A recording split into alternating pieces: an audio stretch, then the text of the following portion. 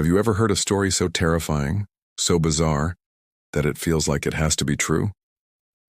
Let's travel back to the early 1800s, to a small farming community in Tennessee, where one family's American dream turned into an unrelenting nightmare. This is the story of the Bell Witch. It all began in 1817.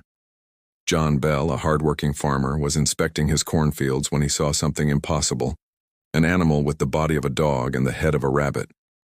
He fired his gun, but the creature vanished into thin air.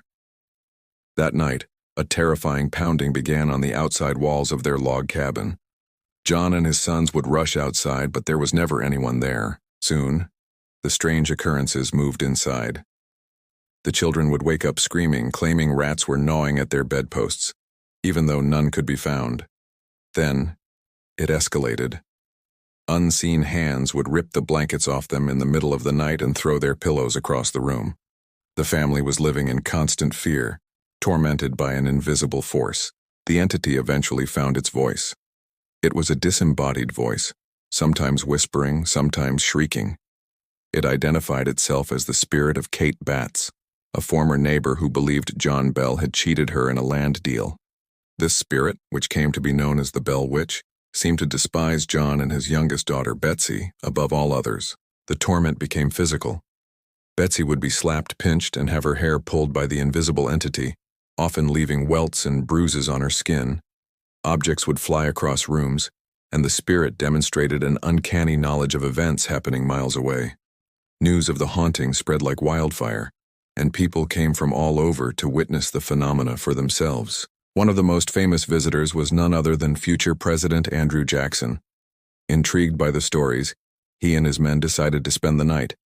According to legend, their wagon became mysteriously stuck, its wheels refusing to turn.